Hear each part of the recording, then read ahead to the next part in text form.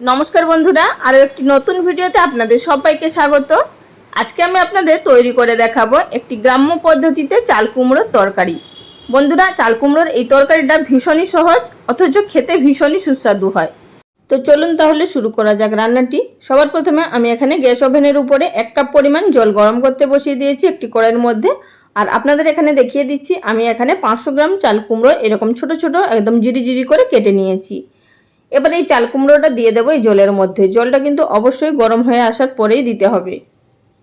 তো চাল কুমড়োটা দিয়ে দেওয়ার পর এবার এর মধ্যে দিয়ে দিচ্ছি সামান্য পরিমাণ হলুদের গুঁড়ো। খুব বেশি কিন্তু হলুদ দেওয়ার প্রয়োজন নেই, তা না হলে কিন্তু হলুদ হলুদ গন্ধ ছাড়বে। দিয়ে দিলাম স্বাদ মতো নুন। নুন এবং হলুদটা দিয়ে ভালোভাবে আমাদেরকে মিশিয়ে নিতে হবে একসঙ্গে।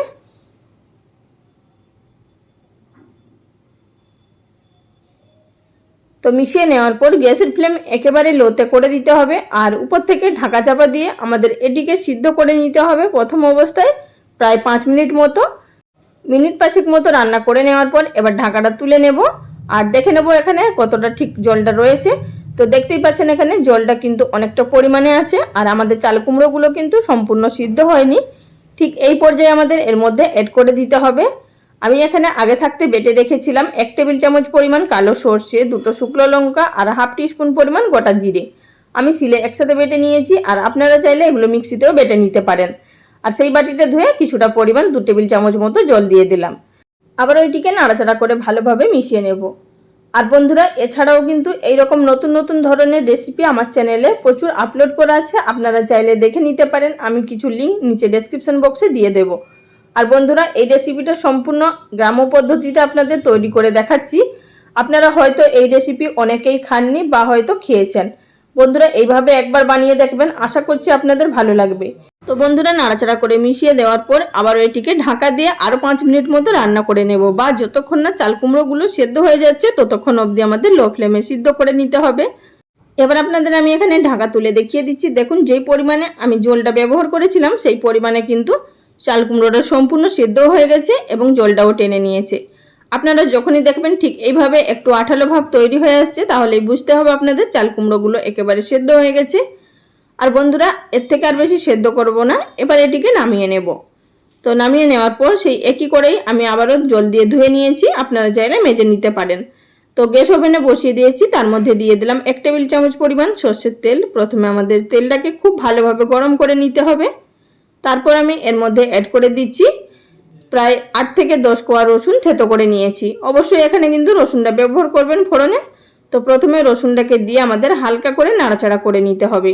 এতে করে রসুনের মধ্যে যে একটা কাঁচা জল ভাব থাকে, রসুন থেকে হালকা জল ভাবটা টেনে যাওয়ার পর তারপর আমি এর মধ্যে দিয়ে দিলাম 4 থেকে 5টা বিউলির ডালের বড়ি, সেটিকে আধ ভাঙা করে নিয়েছি। এবার এটিকে দিয়েও নাড়াচাড়া করে ভেজে নিতে হবে যতক্ষণ না বড়ি এবং রসুনগুলো যতক্ষণ না ভাজা হয়ে যাচ্ছে। তো এখানে কিন্তু এইভাবেই ব্যবহার করতে হবে। রসুনটা আধ ভাজা হয়ে যাওয়ার পর বড়িটাকে ভেজে নিতে হবে। আপনারা চাইলে এখানে বড়িটা আলাদা করেও ভেজে দিতে পারেন।